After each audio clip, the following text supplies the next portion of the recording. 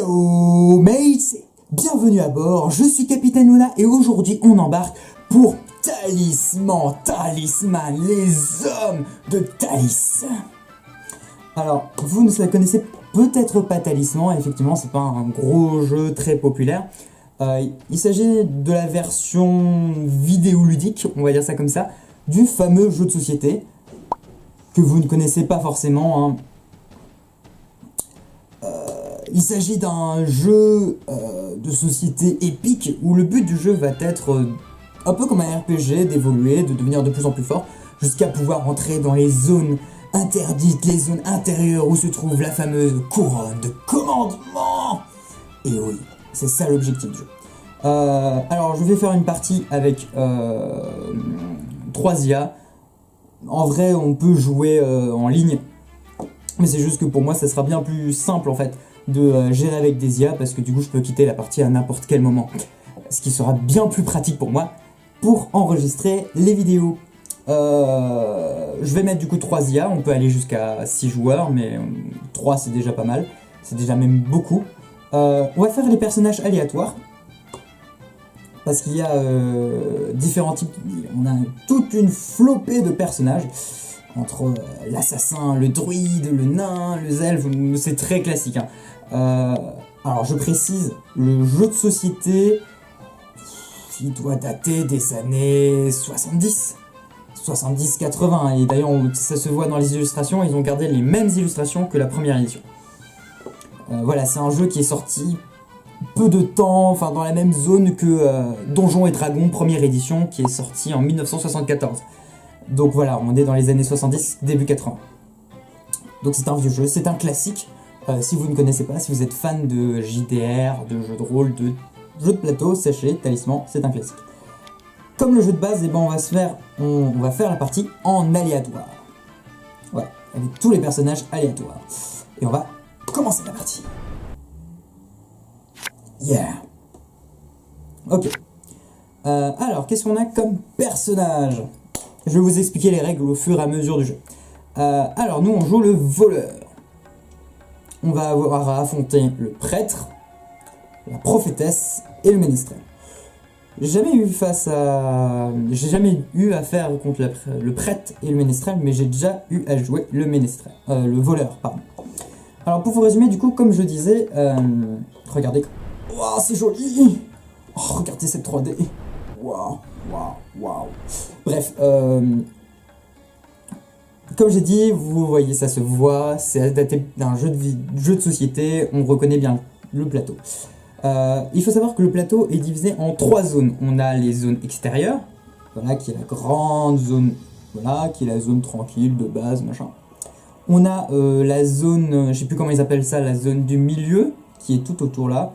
Et par-delà les monts embrumés, on a la putain de zone de la mort, la zone intérieure où c'est la mort.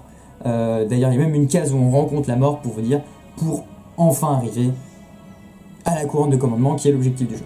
En sachant que le seul moyen de traverser, c'est de passer par la sentinelle, qui est un monstre assez fort, et le seul moyen d'entrer par ici, c'est par la porte, qui est assez dure à franchir.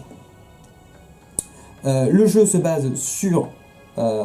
les caractéristiques sont la force, l'intelligence, ça c'est nos vies, ce sont nos points de vie, ça fonctionne exactement pareil. On a les points de destin qui vont nous permettre de relancer un dé quand on veut, c'est des jokers, et on a l'heure. La force et l'intelligence vont surtout permettre, durant des combats, ou vont permettre, pour franchir les différentes épreuves, je vais l'appeler le Mordor, ça sera plus simple, du Mordor. L'intelligence, l'autre intérêt qu'il a, c'est qu'il peut permettre de lancer des sorts. Entre 1 et 2, on peut lancer aucun sort. À partir de 3, on peut avoir une carte sort. De 4 à 5, on peut avoir jusqu'à 2 cartes sort. Et à partir de 6 et plus, on a jusqu'à 3 sorts. Voilà, alors ça va être une grosse séance d'explication de toute façon, c'est une grosse séance découverte, mais vous inquiétez pas, on ira jusqu'au bout. Je ferai peut-être même différentes sessions, peut-être avec des gens, d'autres gens, on ferait ça entre amis, etc. Ça sera super cool. Petite parenthèse, ne pensez pas que j'ai oublié les let's play sur Dead in Bermuda. Je ne les ai pas oubliés, ne vous inquiétez pas. C'est juste que je pensais que c'était plus intéressant d'alterner. Comme ça, je peux proposer plus de choses. Et puis ça peut permettre aussi à des gens qui découvrent la chaîne que maintenant, eh ben, d'avoir une autre série à leur proposition. Et de pas être obligé de commencer par la première série sur Dead in Bermuda. Parce que, si vous voyez, rien que la qualité visuelle, audio et moi-même en tant que commentatrice, entre l'épisode 1 et l'épisode 7, au moment où je fais cette vidéo, je suis à l'épisode 7, il est juste phénoménal. Bref, assez discuté, on va un peu jouer. Alors le grand gameplay va surtout être de se déplacer dans la zone intérieure afin de tirer des cartes aventure, des événements, de combattre des monstres pour gagner des trésors et d'être de plus en plus puissant, de augmenter sa valeur de force et d'intelligence. Donc, on commence par lancer le dé. On fait un 6. Donc je peux me déplacer soit ici, à la taverne. Pour résumer la taverne, moi je connais toutes les cases par cœur tellement que j'ai joué à ce jeu. On lance un dé, ça fait des événements aléatoires. Ça peut être cool comme gagner de l'or. Un sorcier qui nous propose de se téléporter sur une autre case. Voilà. Mais ça peut être aussi négatif. On peut être obligé de combattre un paysan qui nous rapportera aucune richesse. On peut perdre de l'or. Donc c'est un peu risqué. Là, on a la chapelle. Alors, il faut savoir qu'il y a un système d'alignement. Un peu à la Donjons et Dragons, donc chaotique, loyal, bon, chaotique, mauvais, etc. Le jeu se résume en 3 alignements. On peut voir l'alignement à côté de notre personnage. Là, vous voyez, c'est blanc, c'est un logo blanc avec le talisman. C'est pour dire que ce sont des personnages beaux. Moi, mon personnage, est-ce que c'est marqué ici? Voilà, alignement neutre. Il a donc une petite carte verte. Voilà. Et il y a encore l'alignement mauvais qui est une carte rouge. Donc dans la chapelle, bah, ça dépend de mon alignement. Je suis neutre, donc je peux me soigner. Ce qu'on s'en fout complètement, vu que c'est le début du jeu. Ben du coup, go taverne. Hein. Allez, c'est l'aventure. C'est l'aventure, c'est l'aventure. C'est totalement l'aventure. Ah oui,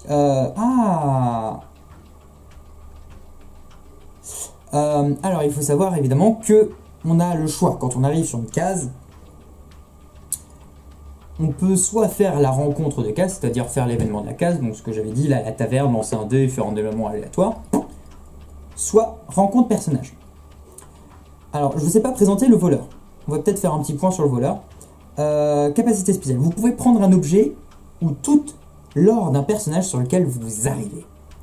Quand vous visitez le marché, le jour du marché ou le village, donc ce sont des événements, des cartes, vous pouvez prendre gratuitement une carte de votre choix du paquet achat. Alors que normalement, dans ces événements en particulier, on est censé acheter, donc dépenser de l'argent. Donc là, j'ai le choix entre soit faire la rencontre de case, donc lancer le machin, soit rencontre de personnage, c'est-à-dire lui voler un objet, en sachant que il n'a pas d'objet, donc tout ce que je peux faire, c'est gagner un or.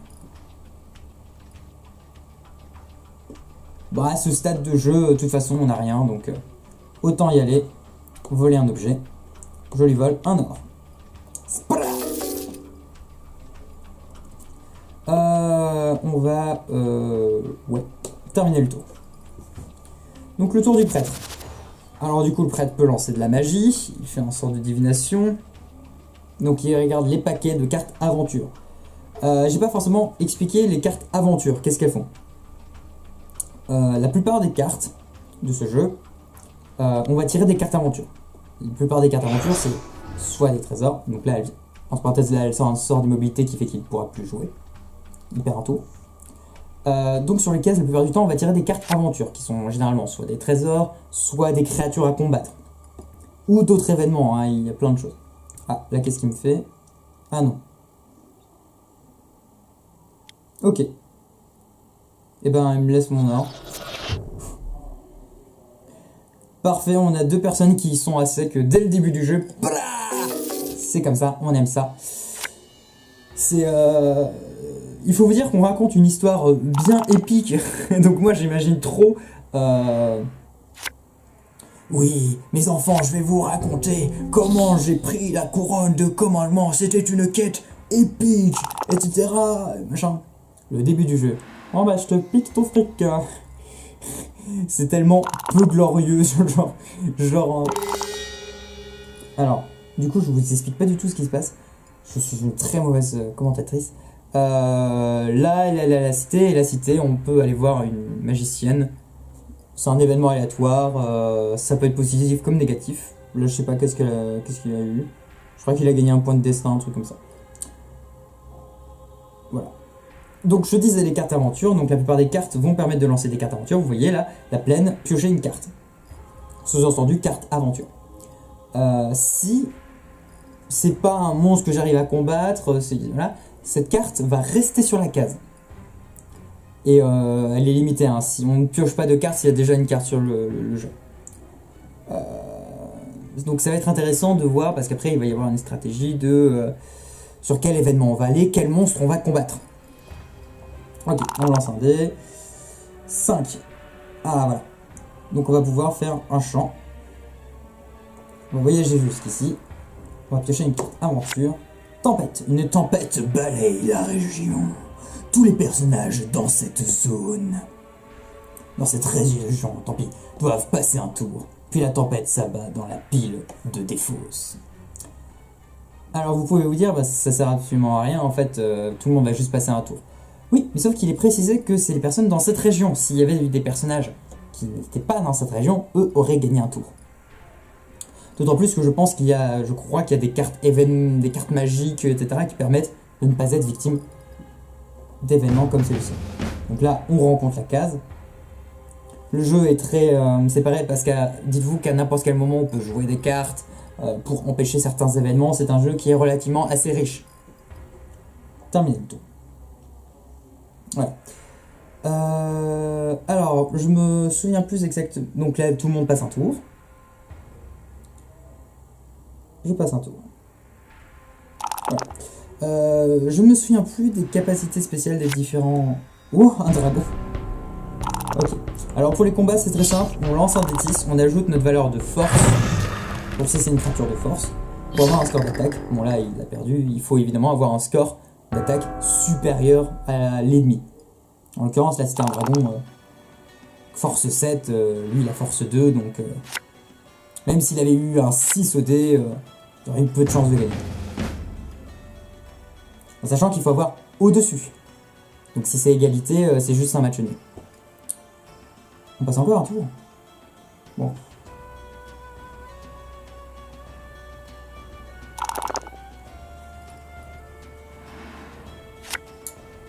Super de l'or. Oui, il y a de l'or aussi dans les cartes aventures. Comme j'ai dit, il y a des trésors, il y a des comme il y a des monstres. Ok. Donc je peux aller soit dans le cimetière. Alors le cimetière, c'est un peu l'inverse en fait de la chapelle. C'est un peu le même concept mais inversé. Genre là, c'est si t'es mauvais, tu perds un vie. Si t'es bon, tu te soignes de tout. Si t'es neutre, tu peux te soigner si tu payes. La chapelle, c'est la même chose mais inversé.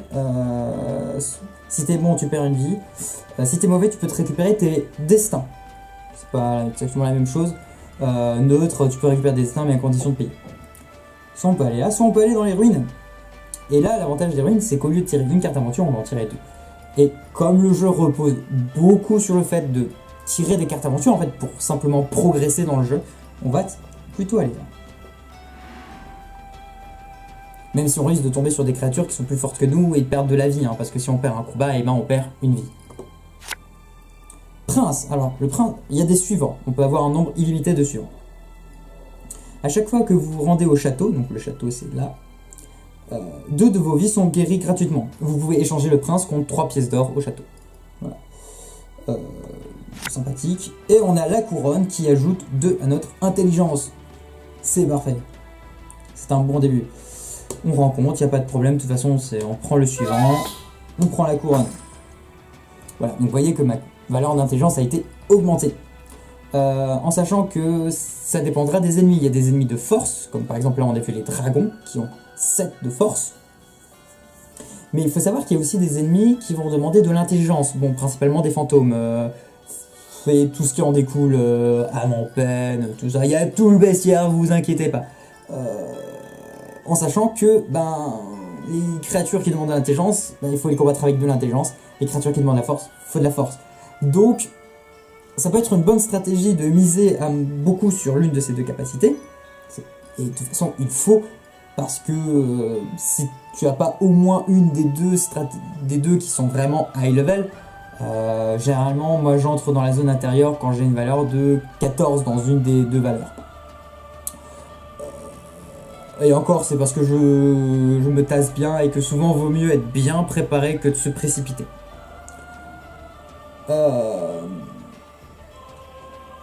Je sais plus ce que je voulais dire. C'est horrible. Voilà, je parle beaucoup trop. Alors ça va différencier de Dead in Bermuda où je parle pas assez. Là, je vais beaucoup parler. Voilà, il y a des créatures. En sachant que du coup, voilà, on peut se spécialiser dans l'une des deux. Et il faut. Mais l'inconvénient, c'est qu'on, si on est vraiment trop spécialisé, on va avoir des problèmes contre certains monstres qui du coup on ne pourra pas combattre. Enfin, on pourra combattre, mais on aura des valeurs faibles et donc on a plus de chances de perdre des points de vie, etc. etc. Et c'est la merde, et c'est la merde, et c'est la merde. Voilà, on est mal. Terminé le tour.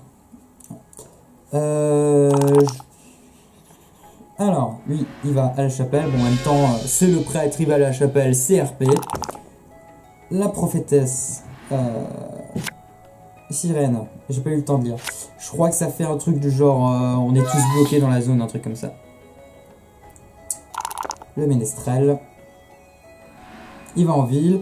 Alors en ville, on a différentes options, mais elles coûtent toutes de l'argent. Quand t'as pas d'argent, tu peux juste aller chez l'enchantresse, et là, c'est très aléatoire. Ouais, il a gagné un sort. C'est parfait. Voilà, il a eu beaucoup de chance.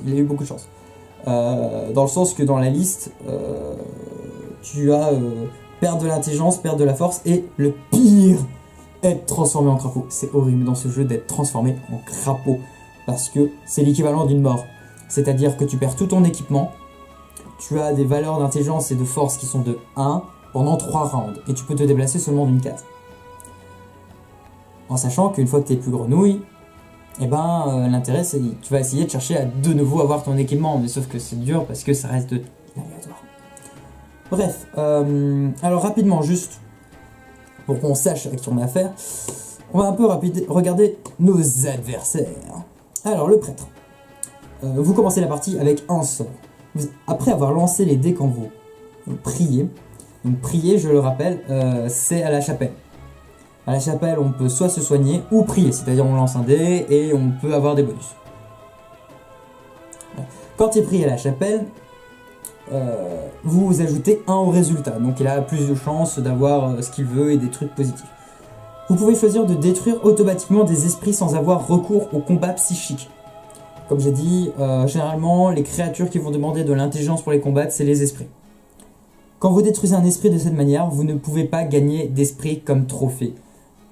J'ai pas expliqué le système de trophée. En gros, quand on tue des monstres, on peut les prendre comme trophée. Quand on a suffisamment de trophées, on peut les défausser pour les convertir en points de force ou d'intelligence, selon que ce soit des créatures de force ou d'intelligence, pour augmenter notre force et intelligence. Il y a beaucoup trop force et intelligence dans ces phrases. Donc on peut pas gagner le trophée qui va avec. Mais on gagne un sort. Il gagne un sort. Et il a le gros inconvénient qui fait qu'il ne peut pas utiliser d'armes durant le combat. Ça peut être un gros problème. La prophétesse. Commencez la partie avec un sort. Lors de la partie, vous avez toujours au moins un sort. Gagnez un sort chaque fois que vous lancez votre dernier sort.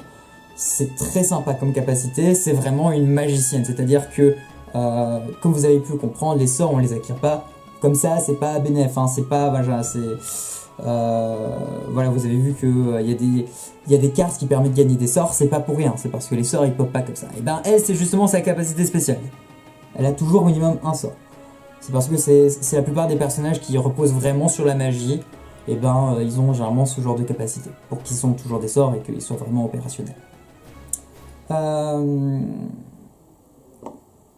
Quand vous devez piocher des cartes aventure, vous pouvez défausser une carte de votre choix pour laquelle vous ne voulez pas faire la rencontre et en piocher une autre pour la remplacer. Vous devez effectuer la rencontre de la carte remplacement. C'est une prophétesse, elle peut lire dans l'avenir, qui fait qu'elle peut changer un peu les rencontres qu'elle va avoir. Elle peut un peu choisir. À tout moment durant le jeu, vous pouvez regarder les cartes sorts des autres personnages. Et ouais, c'est badass. Bon, ceci dit, elle a que 2 en force. Mais c'est badass, c'est badass. Et le ménestrel, je ne sais plus du tout ce qu'il fait. Les animaux et les dragons ne vous attaquent pas, mais vous pouvez décider de les attaquer. Ça peut être très sympa parce que, comme vous avez vu, les dragons sont très puissants. Du moins, surtout en début de jeu, quand on n'a pas de matériel. Et ça peut être très difficile en début de jeu. Enfin, vu que c'est très aléatoire, c'est un jeu qui repose énormément sur l'aléatoire. Et ben, on peut très souvent tomber sur des créatures bien plus fortes que nous. Donc ça peut être sympa voilà, qui fait que les animaux et les dragons t'attaquent pas obligatoirement, qui fait que tu vas pas devoir perdre de la vie face à eux. Si vous n'attaquez pas un animal, vous pouvez essayer de le charmer. Pour ce faire, lancez un dé. Si le résultat est plus fort que la force de l'animal, donc pour le dragon c'est mort, vu que c'est force 7 un dragon et que c'est un dé de 6, à 6 faces. Si le résultat est plus fort que la force de l'animal, il se joint à vous en tant que suivant et ajoute sa force à votre combat. Vous ne pouvez utiliser qu'un seul animal charmé par bataille. Vous pouvez prendre la carte suivante, jeune femme ou princesse d'un personnage sur lequel vous arrivez. Voilà, c'est sympathique. Donc ça veut dire que là, il peut venir sur ma case et prendre mon suivant, donc c'est-à-dire mon prince. Ok, après tout ce blabla, on peut pouvoir jouer. Enfin Donc 5. Et bah écoutez, ça c'est des cartes, ces cases qui se volent à chaque fois, c'est une carte aventure. Et bah écoutez, on va aller là. On va essayer de se rapprocher du village parce que au village, quand on y va, on peut récupérer un objet gratuitement, ce qui est grave sympa. Tu joues une carte aventure. Esprit frappeur. C'est pas cool. Un esprit frappeur, c'est lié à vous. Non. Vous devez le prendre comme suivant. Le seul effet produit sera un ralentissement de vos mouvements à une case par tour. Le seul moyen de vous en débarrasser est de traverser la rivière par le biais d'un pont, d'un radeau ou d'un bac. Quand il parle de la rivière, évidemment, il parle de la rivière qui sépare la zone extérieure et la zone du milieu. Les terres du milieu. Voilà. D'accord, bah c'est chiant. Qu'est-ce qui se passe si je fais 1 au dé? Est-ce que je ne bouge pas? J'ai jamais testé. Je crois que je l'ai jamais eu. J'ai déjà vu sur d'autres personnes que moi, mais je l'ai jamais eu. Et ben c'est tout. Le prêtre. Il va en ville, il a pas de pognon, donc il va chez l'enchanteresse. Il gagne un de force. Il a de la chance, Parce que en vrai, t'as une chance sur 2 pour que ce soit un effet positif. Bon, il y a une chance sur 2 que ce soit un effet négatif. Elle prend une armure. Pas mal. L'armure, pour résumer, quand tu perds une rencontre, donc un dragon face à un esprit, machin, tu lances un dé. Et selon le résultat du dé, ben, ça fait que tu ne subis pas les blessures. Là, le ménestrel, il vient de faire un téléporteur. Donc ça veut dire qu'à partir de maintenant, là, il y a un téléporteur. Quand on y va, je sais pas si c'est obligatoire. Restera jusqu'à la fin de la partie, vous pouvez le traverser si vous le voulez. Ok, on n'est pas obligé de traverser. Donc si on veut, quand on sera sur cette case, maintenant, on pourra lancer un dé et être téléporté immédiatement dans l'un de ces lieux. Alors, il y a 3 de ces capacités, 3 de ces... sur le dé à 6 faces, hein. Il y en a 3, bah, c'est sur des trucs de la ville extérieure, donc les rochers c'est ici, le village c'est ici, la cité c'est ici. Puis il y en a 2 qui sont de la terre du milieu, donc la caverne du démonis c'est ici, le temple c'est ici, et il y a 6, une chance sur 6 pour que ce soit les plaines du péril, c'est-à-dire la terre là, la terre intérieure, le Mordor, voilà, ce qui peut permettre, voilà, ça peut être une stratégie hein, quand tu n'as vraiment aucun moyen et que tu n'as pas assez de force pour traverser la sentinelle, parce que c'est force 9 la sentinelle, sur le pont, je le rappelle. Je sais, il y a beaucoup d'informations d'un seul coup sur... pour cet épisode, c'est pas grave, c'est pas grave, je vous le rappellerai, hein, vous inquiétez pas. Dites-moi en commentaire, n'hésitez pas si vous trouvez que je vais trop vite, que les explications sont trop farfelues, ou au contraire, si vous trouvez que je suis une excellente pédagogue. Donc voilà, le téléporteur qui va pas. Donc ça peut être une stratégie qui est d'essayer de prendre le plus possible le portail pour espérer aller dans la plaine du péril et donc ne pas avoir besoin de passer la sentinelle et la porte. Après, ça reste une stratégie risquée parce que c'est une chance sur 6. C'est-à-dire pas beaucoup. On a fait 1.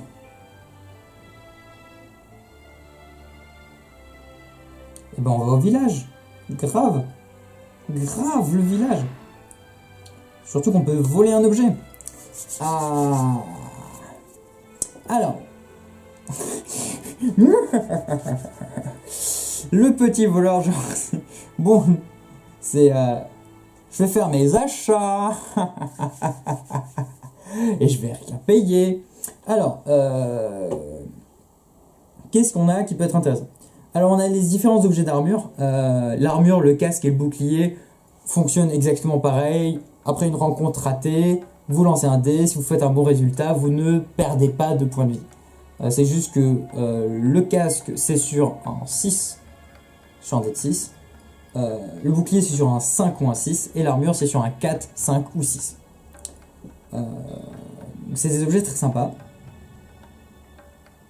La hache et l'épée vous donnent plus 1 en force durant un combat, ce qui est sympathique. En sachant que la hache a l'avantage fait que vous pouvez défausser la hache quand vous êtes à un bois pour construire un radeau.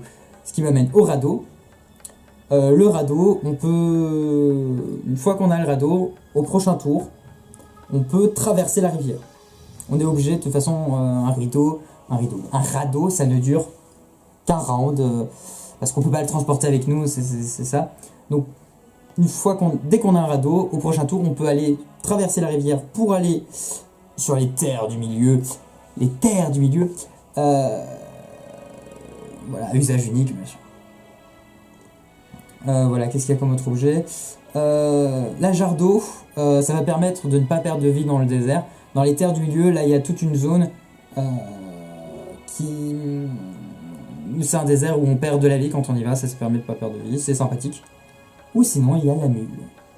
Alors la mule est un suivant, déjà pour commencer, et le gros avantage du suivant, de la mule, c'est qu'elle permet d'augmenter le nombre de cartes équipement que l'on peut avoir, parce qu'on est limité à 4 cartes équipement, et croyez-moi que c'est très handicapant. En vrai, je serais tenté de le prendre. Moi, concrètement, j'hésite entre la mule, l'armure, et une bonne hache. Le voleur qui reste devant le stand. Qu'est-ce que je vais bien pouvoir voler? Oh, je sais pas. Parce qu'on peut prendre évidemment qu'un seul objet. Je serais tenté de prendre la mule. Mais en investissant dans l'avenir, hein, parce que la mule est compliquée à voir, alors que l'armure, ça on peut trouver dans les cartes aventure. Mais le problème, c'est que le ménestrel, il peut prendre un suivant et il me fait peur. Je vous rappelle, dans ses pouvoirs, il a...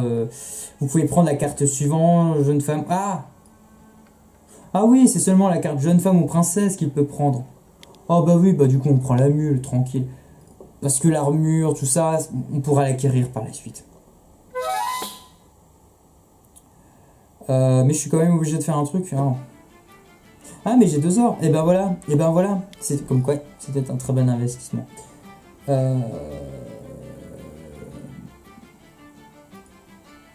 L'occultiste, c'est un peu l'équivalent de l'enchantresse ou de la sorcière, je sais plus comment elle s'appelle. Non, l'enchantresse, je crois. De la ville, c'est juste qu'il fait d'autres effets. Il est moins violent. Mais voilà. En même temps, il a moins de bonus aussi. Écoutez, on va aller chez le forgeron. On est quand même obligé de faire un truc. On a 2 pièces d'or. On peut acheter soit le casque, qui entre nous n'est pas super méga épique, soit une épée. Et on va acheter l'épée.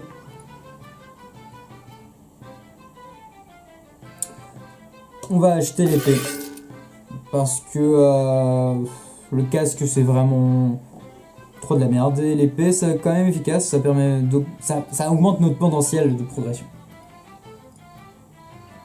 Le prêtre. Il va dans la forêt et il tire une orbe de savoir. Qui fait que c'est le même pouvoir que la prophétesse, je crois. Hein. Voilà. Et elle prend une épée. Elle peut prendre une épée? Oui, c'est le prêtre qui n'a pas le droit de prendre d'armes. Bon, lui, il est dans les terres du milieu. Oh, il a fait... Ouh, intéressant. Alors, la caverne du démoniste. Parce qu'il y a un gros point que je n'ai pas abordé, qui est de... Pourquoi ça s'appelle talisman et pas la couronne de commandement? Parce que la couronne de commandement, bah, c'est quand même l'objectif du jeu, etc. En fait, c'est juste que on ne peut pas aller à la couronne de commandement si on n'a pas le talisman. Le talisman est une carte équipement. Il y en a plusieurs dans le jeu. Le seul moyen de l'avoir, bah, c'est... Bah justement, les seuls moyens de l'avoir, c'est soit par une carte aventure. Il y a des cartes aventure, on peut le trouver comme ça, un talisman, pouf, comme ça. Soit il y a faire un pacte avec à la caverne du démoniste. Voilà. On peut, si on veut, faire un pacte démoniaque. On lance un dé de 6. Il faut faire un réalisé. Donc là, par exemple, prendre une vie d'un autre personnage. Ça se fait quand on attaque un personnage. Tuer un ennemi, délivrer un suivant, ramener un objet magique, ramener 3 pièces d'or. Bref, voilà. Certains objectifs. Quand on a rempli l'un de ces objectifs, on est immédiatement téléporté à la caverne du démoniste, et on obtient un talisman. Ça permet d'avoir un talisman. Alors c'est un pari, parce que l'inconvénient c'est que tu ne peux plus entrer dans le Mordor. C'est pas le Mordor, c'est pas du tout le terme officiel, mais je vais l'appeler comme ça. Tu ne peux plus entrer dans le Mordor une fois que tu as fait un pacte avec le démoniste. Une fois que tu as fait... Quand tu as fait un pacte avec le démoniste, tu es obligé de faire le pacte. Et il a fait... Est-ce qu'on peut voir le pacte qu'il a fait? Vous avez besoin... Attendez, c'est un démoniaque. Vous avez besoin d'un talisman. Et je possède un tel objet. Je suppose que vous espérez repartir avec, n'est-ce pas? C'est possible. En échange, je ne demande que de l'or. Cela m'amuse de vous voir avec ce talisman. Donc il a comme objectif de ramener 2 pièces d'or, qui est un objectif relativement facile encore. Enfin, voilà. Écoutez, leur tour, ça fait un petit moment. Je sais qu'on n'a pas trop avancé dans le jeu, mais c'était plutôt pour mettre les bases, pour vous donner envie de regarder la suite. Moi je vous dis, ça peut être très amusant. Il y a moyen de... Moi j'adore ce jeu, hein, donc voilà. Je ferai plusieurs parties, vous inquiétez plus. Il y aura plusieurs sessions, je continuerai là-dessus. Je continuerai sur Dead in Bermuda prochainement, ne vous inquiétez pas. Voilà, c'est une quête épique, là on commence machin, mais l'idée c'est vraiment... Parce qu'évidemment, j'ai oublié de le préciser, mais la terre du milieu est plus dure. Il y a plus de monstres, il y a des cases avec plus de difficultés, genre toutes les créatures combattues dans cette case ont plus 1 en force ou en intelligence, voilà. Donc ça va être une petite quête, voilà, ça ressemble à des RPG comme on pourrait le voir aujourd'hui, sauf qu'il y a un côté compétitif avec d'autres joueurs et de quête contre la couronne de commandement. Sinon, petite annonce, je précise, juste pour vous prévenir que je suis même étudiante en sociologie, et actuellement c'est la semaine de rentrée, c'est même la semaine de pré-rentrée. Alors, la semaine de pré-rentrée c'est assez tranquille, il y a juste quelques petits trucs administratifs à faire de gauche à droite, mais ça fait des occupations quand même, des choses à faire. Il y a tout qui se relance, donc là cette semaine j'essaierai encore machin, mais de manière générale vous indiquer que le rythme des vidéos va drastiquement baisser, va drastiquement chuter. Alors j'essaierai de me tenir à un minimum de 1 vidéo par semaine. Si j'arrive à faire plus, tant mieux, mais voilà, vous êtes au courant, ça va chuter, vous aurez moins de vidéos. Bref, je vous souhaite une bonne rentrée. J'ai fini mes vacances. Et à la revoyure, je vous souhaite de passer de très bonnes aventures. Ciao! What? What will we do with the drunken sailor? What will we do with the drunken sailor? What will we do with the drunken sailor early in the morning? Way, hey, and up she rises, way,